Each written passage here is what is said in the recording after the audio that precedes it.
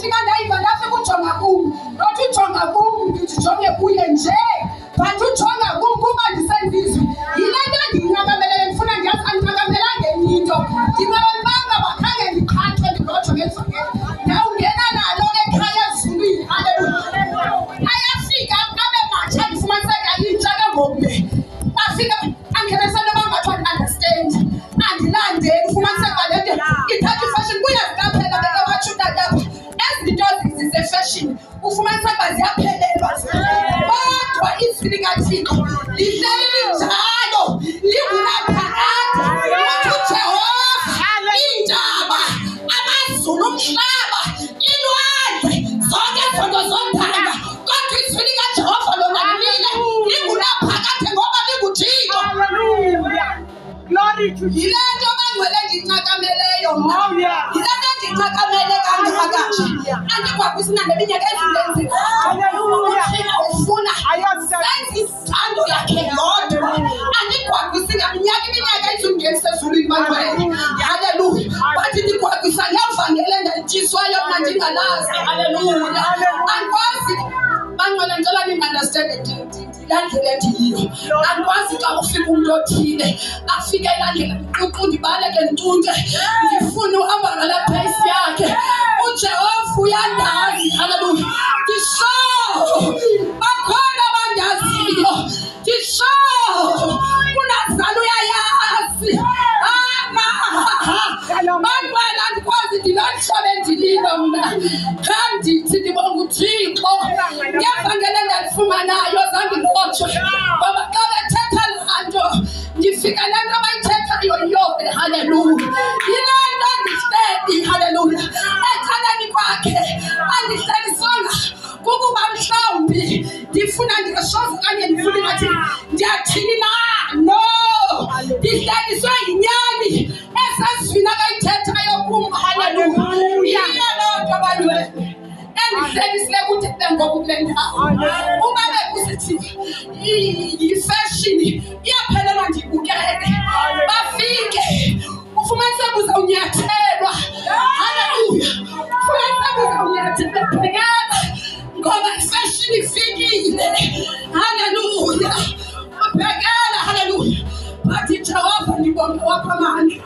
lavangeli yiyo leyayikwigenosis yiyo leyophela kwi-revelation isayiyo nasayithethayo ayikho enye akhe andifundisa yona ngaphandleni kwezwi likaThixo bekude kuneslogan sithi itamathambo fountain ndithetha ne-fountain inyama amathambo ayashiwa haleluya awuthi yonke into mntakaJehova uthi inyama ishiya amathambo haleluya mhlawumbi bafutshane abandizi haleluya ngoku ndisembele ekhaya kwelixesha zimina kulo haleluya ingathi zawuqwashwa yonke into haleluya hayi yakuwa yonke into ayashiywa amathambo uthi inyama lena haleluya ngoba kaloku ndiyacina bamhlawumbi uzawuqwasha umashe kuba ndifike nesipayisa xa ndima kule ndawo Jesus akhona uluma kule ndawo kodwa ufumaniseka ubana basingatsho basingathi nansi into bengcwele ezasithatha isizezulu yile ndithi ndinobungqina bayo ndime ngayo haleluya ndibonga uThixo ke haleluya ndiyambulela uJehova amamphosile umpela haleluya nditheni lo hlobo ndililo ke bantwana ndingolhlobo haleluya uJehova ndisho umthande hlobo haleluya umzali uyabazi abantwana bakhe nabantwana umzali bayamazi xa ifuna into akayifuni nomzali uyabazi uma uyamazi okay ngoku ndiyayazi into ekuthobeka akanantsika kuyo akasilela kuyo ndiyamazi uthobeka into yona endiqondana ngayo okay uthobeka yena uright pha untokozo uright pha akekho right pha ndiyamazi haleluya yile nto nditshoyo ke ngoku ndithi umzali uyabazi abantwana bakhe nabantwana bayamazi umzali kwa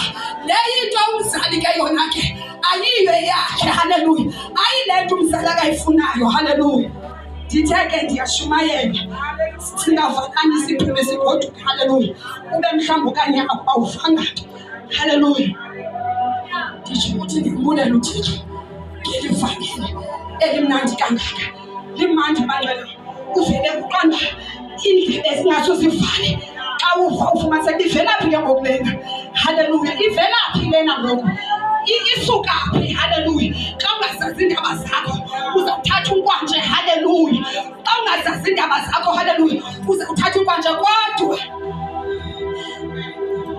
ndicela siye nezwi likaJehova. UJehova ndiyambulela uThixo. Asigcinele yena. Ndithanda ke le nto yam ndithi kude kwaba lapha uThixo ndimi kule ndawo. Haleluya. Ndimile kungekho nto ndigwagisa ngayo, but ndigwagisa ngento endiyifumanayo wandityisa yona engandenzi noba xa ndiyabhekabheka ndifumaniseke hayi mani akho nto ibhetele nje, akho nto itheni phaphathi.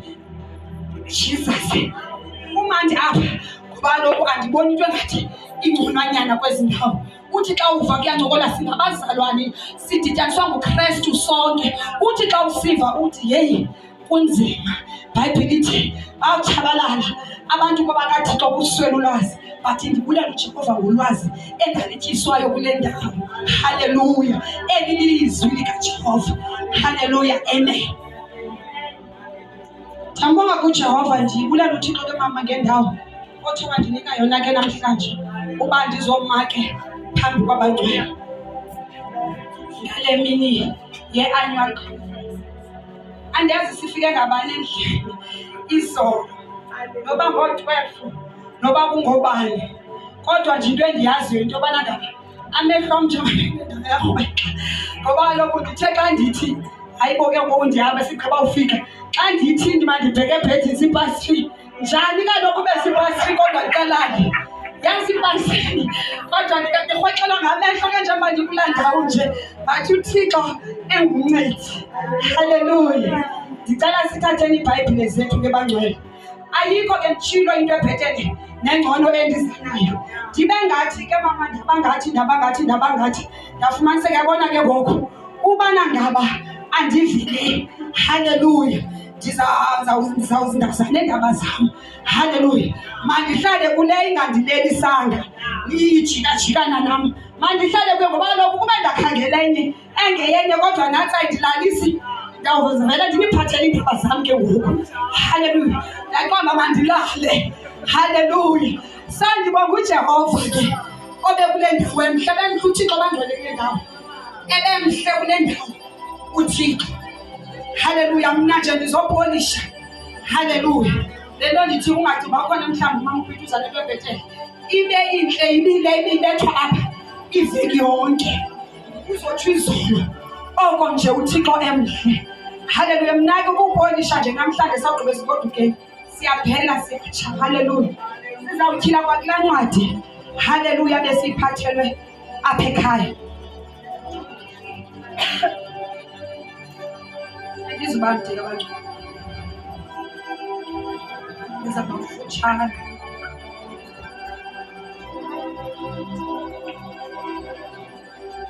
Makotha ndizawucela ufunde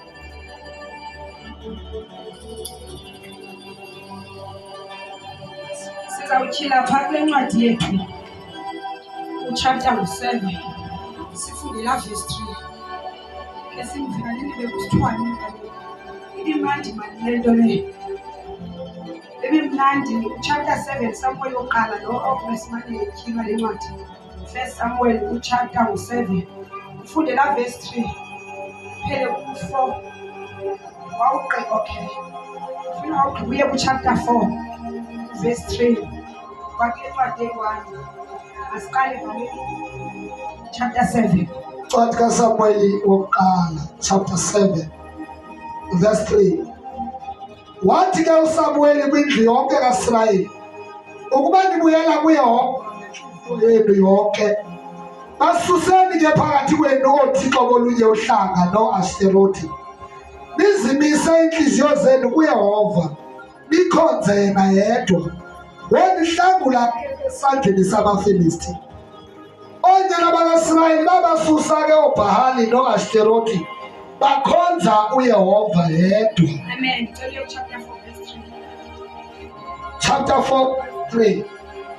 beza abantu eminqubeni athi amadoda amakhulu akwaIsrayeli, yini na ukuba uYehova asibulale namhla phambi kwamaFilisti? Masiye kuthabatha itye lomnqophiso kaYehova eShilo, ibe kuthi ize phakathi kwethu isisindise esandleni seentsaba zethu. Amen. Verse 7 kwalapho. Verse 7. Oyika amaFilisti kuba ebesithi uThixo ufikile eminqubeni. Thandaza kuthi. Baba, lizwi lakho eli Jehova linamandla, Thixo wethu liyaphila egameni likaYesu Kristu waseNazaretha. Davide ke Thixo wethu xa ethetha ngalo uthi linamandla okwephula imithi yemisedare, athi imithi ke Thixo wethu eyomelele kakhulu egameni likaYesu Kristu. Uphinda athi lihluba Thixo wethu amahlathi egameni likaYesu Kristu waseNazaretha. Expose every evil Thixo wethu ngezwi lakho egameni likaJesu. Consume every wickedness ngamandla ezwi lakho Thixo wethu onamandla onke. Khulula ababotshweyo ngalo Thixo wethu othembekileyo. Linamandla linguwe, likukuphila kwethu. Nceda impilo zethu ngamandla ezwi lakho egameni likaJesu waseNazaretha. Nyakamisa ngalo Thixo wethu onamandla, kwisa njengevula ewunyakamisayo umhlaba egameni likaJesu waseNazaretha. Mawenze ngezulu egameni likaJesu. Umlilo kaJehova uhle ugcwale kule ndawo, uhle yonke imimoya egameni likaJesu waseNazaretha. Ngawo amandla akho bayicela siyabonga ebusuku Thixo wethu onamandla emini, thatha indawo yakho egameni likaYesu Kristu. Sincede ngezwi lakho, phuma kwethu Thixo wethu nokungena kwethu kungafani egameni likaJesu. Renew us, revive us, transform us ngezwi lakho egameni likaJesu. Father, we thank you, we glorify Lord your holy name. In Jesus' name we pray, amen. Amen. Your chapter 14, verse 3.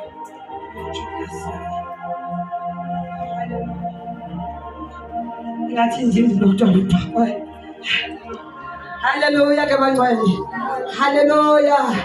I-annual conference namhlanje. Hallelujah. Akho nto intsha ke bangcwele, izwi likaThixo lihleli linjalo. Bangcwele, izwi likaJehova litsha ngalo lonke ixesha. Hallelujah kuthi. Kodwa abanye bangacinga bafana ba sisicengcelezo xa ungayivi ukuthi kuthetha ukuthini lento. Ungacinga sisicengcelezo ndiyazi kum. Hallelujah. Sasicengceleza indumiso 23 sibetha singazi bayithetha ukuthini, but ndawufumanisa ba izwi likaJehova lihleli lilitsha njalo, lingathethwa nsuku zonke, lithethwa ngulo nguthethwa ngulo nguthethwa ngulo, kodwa ufumaniseka xa lithethwa ngulo litshana, xa lithethwa ngalamini lifika libe litsha. Hallelujah. Apha ke bangcwele kule ndawo sigqiba ufunda kuyo le ncwadi, kudala ifundwa apha kule veki yonke, kuthethwa ngayo incwadi yokuqala kaSamuel chapter 7. Hallelujah. Phalo verse 3 uthi, wathi ke uSamuel kwindlu yonke kaIsrayeli ukuba nibuyela kuYehova ngenhliziyo yenu yonke, asuseni ke phakathi kwenu oothixo bolunye uhlanga no-Ashtaroti. Ndifuna le ndawo ke mna ke yiyo le ndawo star, nizimise iinhliziyo zenu kuye nikhonze yena yedwa. Ndicela sibambe nje laa ndawo, ndicela sibambeni phaya sizophumanisa igodukeni. Andizubambi, ndicela nje sibambeni laa ndawo. Sawugqibe sibaleke, ndibaleke ndiyotshona kule bhuma kuthiwa ungayiciki.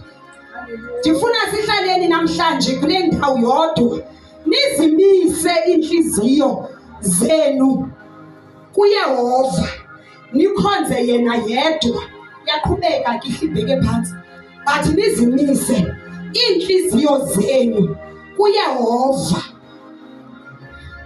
nikhonze yena yedwa.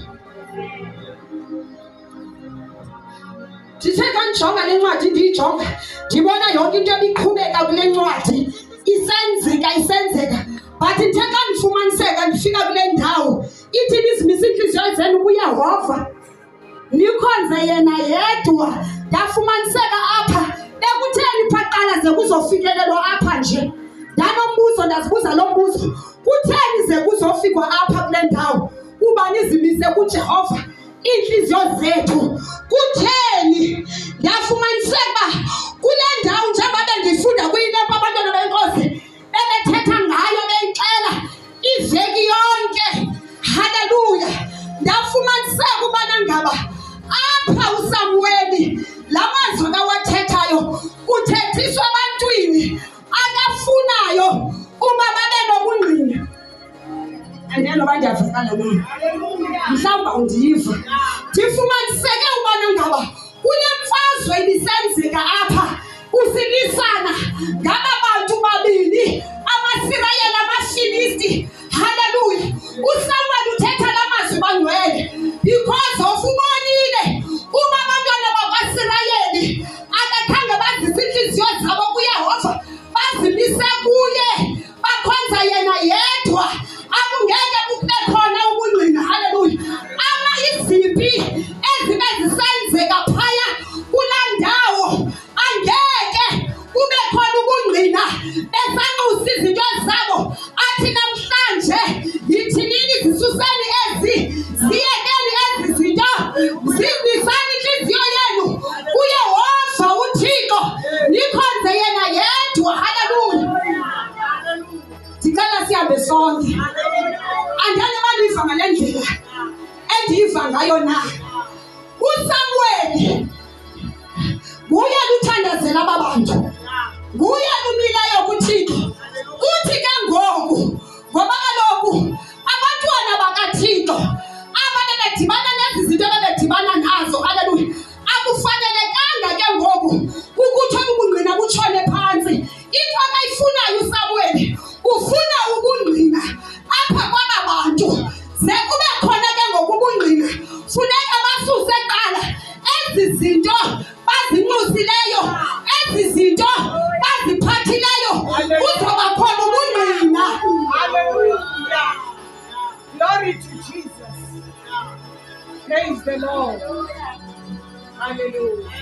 Nizimise inhliziyo zenu kuYehova, nikhonze yena yedwa. Jesus. Nizimise inhliziyo zenu nikhonze yena yedwa. Haleluya. Bangcwele ubungqina ayizoswitha ukrakayo bazawudifa bade. Bangcwele ubungqina ayamoto. Haleluya. Yilampi kuthethwa ngayo apha. Bangcwele ubungqina ayamention. Haleluya. Mhlawumbi ungangandithi bandithetha ukuthini. Ubungqina bangcwele yiyilekese kodwa ngukrakayo. Uthi uthini bakupita xa utsho kanjalo. Haleluya. Ubungqina ayinguye ngukrakayo, ayizizwe ilekese. Haleluya. Ilekese ezi ziziqhamo zikakrakayo.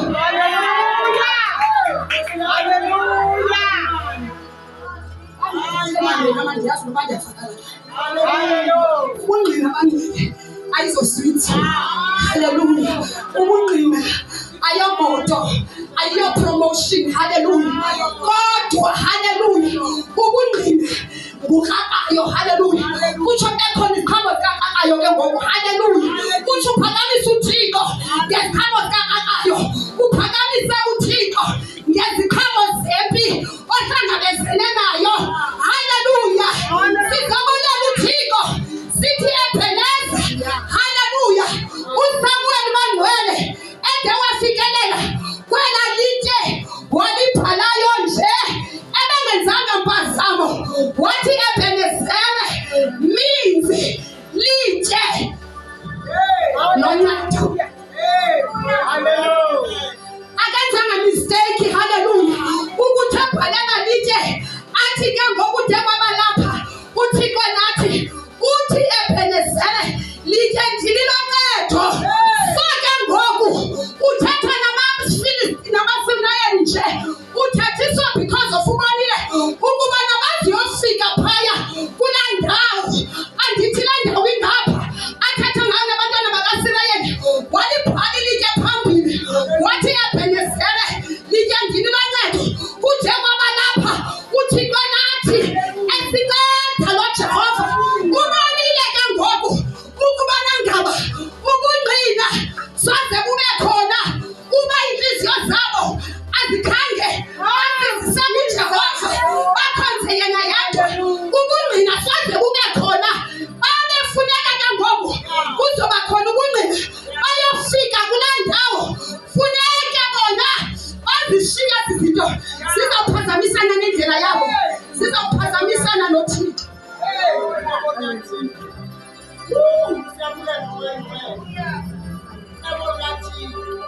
Oh, Jesus. Jesus. Angale ubona ngaba ndinganicacisela. Haleluya. Izawuva abantu abebengqina kule ndawo apha eBhayibhileni bengqina izinto abahlangabezana nazo ngenxa yezinto haleluya abadibana nazo, kodwa kwade kwakule ndawo enabo ndifumaniseke ayingoba abantu abebephithizela, ayingoba abantu abebekhakezela, ayingoba abantu ebebesindakala, kodwa ngabantu ebebesondeza inhliziyo zabo kuThixo, bekhonza uThixo yedwa. Ndivuka ungqina obumandi, yiyo loo nto ndithetha la mazwi. Ndifumaniseke uba ubungqina yiyi paradise, kodwa ubungqina ngukakayo, ubungqina yimpi. Haleluya. Ndithetha ndiva abantwana benkosi izolo bethetha kule ndawo. Haleluya. Ukhona usisi bethetha apha. Shapayamaya. Ukhona usisi othetha kule ndawo uthi ndifika ndilimele. Ndithetha ngayo kube bethetha apha kuyo ngaphambili, ndithetha ngayo ndifike ndilimele. Haleluya. Sibambe ntonye athi kodwa ndiqondile uba ngeke ndiyowela esonweni. Ndimthanda uDavide athi ngcono ndiwele kwesikaJehova isandla kunoba ndiwele kwesatshaba. Manuel uthethile wathi ndiqonde ukuba kwakulimala kwam mandize ndingayowela esonweni. Haleluya. Awele esandleni sikaJehova. Ndayithatha le nto ndayizisa kuni mafountain. Kakathetha kanjelo sisi. Haleluya. Kukhona usisi okule ndawo, andazi ndithetha nabani. Kukhona usisi okhona kule ndawo okanye umama. Haleluya. Ebefumene isehlo esinjeyana waqonda ukubona ngaba angeke ndimelana naso esi sehlo. Ngcono ndiyowela esweni, ngcono ndithi makhalanga ndidleli, kodwa ndiyamthanda usisi. Uthi ndiqonde mandize ndingawela esonweni. Ukhona laa mntu uhleli phantsi ndingamaziyo kunale kule meko ebekuyo usisi. Uyaphakama ngenxa yobungqina. Haleluya. Ubungqina bangcwele yinto elolo hlobo. Ubungqina bangcwele yinto enjalo. Haleluya. Ephakamisa umntu ebegula, aphilisa umntu.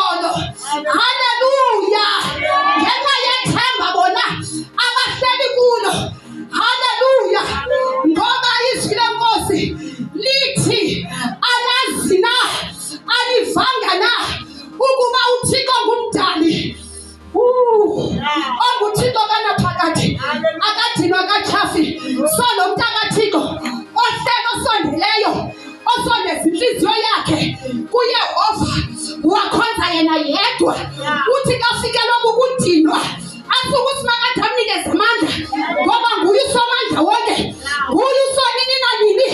Athi kafika ongezezelelwa ngamadolo asuke amqinise. Akukho ukuwa uthi ufele phansi xa uzilahlele kuye, xa usondeza inhliziyo yakhe kuye, ngoba usondele naye kwabanhliziyo ziphukileyo. Uyabasindisa abamoya utyumkileyo. Yile nto bangcwele, singabangcwele masisondele ngenhliziyo zethu kuye, sikhonze yena yedwa. Hallelujah. Thixo ndijonga ndifumaniseke, hayi mani, hayi kuba ke ngoku ebeyowela esomeni. Khanicinge nani ngehlobo, andani abaniva ngehlobo bazawuthini abaya? Asikhonzeli thina sodwa, sikhonzela nani ihlabathi, ngoba izwi lenkosi lithi sikukhanya kwezwe, ayisikokukhanya ecaweni kuphela. Sikhanyisela aba basebumnyameni ukuze beze, ngoba ngekomba ndifaka amandi kuba ke ngoku bekuthuye wayowena phaya ezweni. Bazawuza ke ngoku abantu befanele ubana ndaba bayeza kuThixo, bayasondela, bazaba besezana abantu abafunekayo endlini kaThixo, okanye bebezawuthi ayikho le nto. Haleluya, ayikho le nsindiso, hleli ngekho kubi khona, sihleli sifana singafani. Wonke ngoku xa sizawuyenza ke ngoku yenziwe sithi bazawuthini. Ndivele ndabona umhle kodwa Thixo, umhle Jehova. Ngoku ndifumaniseka apha indoda kaThixo iye yenza ngandlela zonke, ngoba ufuna abantwana bakaJehova balibone izulu, ufuna abantwana bakaThixo bafikelele kwazinyaniso. Xa ithethwa mama uyishrohla le ndaba, zukungafuni uyongena wedwa kodwa ufuna ibandla lonke. Ungathi xa ujonga ngasemva uwe wedwa ubona nomnye emva kwakho babebethenga singqina kule ndawo, singqina sigcwelise le ndawo, kodwa uthi xa ujonga ngasemva awuboni noba benye, ubone wena wedwa. Yiyo ke ngoku le ndoda ikodwa uba ndenza ngandlela zonke, andingeke ndivume ngabantu bakaThixo ukuba bayowela esonweni, mabazisuse. Kodwa ndiyazi, haleluya, ayibinto mandi ke leyo endlini kaJehova, ayibinto mandi leyo endlini kaThixo.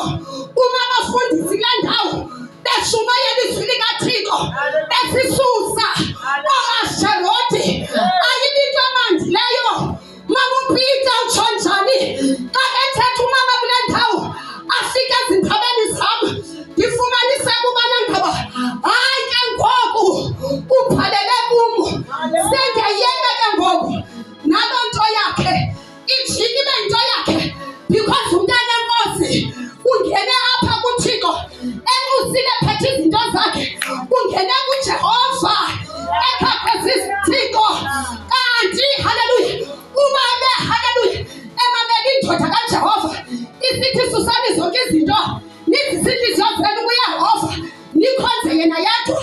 Ebezawu-understanda izwi lenkosi lithetha ukuthini, lithi kule ndawo xa lifika kumu lifika lisho endabeni zam, lifuna ndisheke.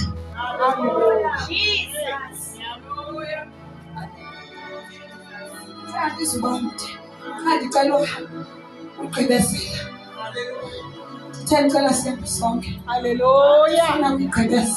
Hallelujah. uSamuel ebefuna abantu ufika phaa. Haleluya. Ngoba batsho njengoba umama besenza, haleluya, njengoba menzile, ndibonge kubulela uThixo, ndibona ibandla kule ndawo isithi kude kwabalapha uThixo nathi ndabona le ndoda ethi susani kaloku uyakhala uyalila, ngoba kaloku akathandi ukuba yofikelela yedwa kulaa ndawo yoncedo. Haleluya. Ufuna uyofika nabazalwane. Ndiyibonile le nto isenzeka, yiyo loo nto inditshilele ndafumaniseka ubana ngaba hayi mani ukungqina izizongo ezilekese ayizi zonke ezimenshini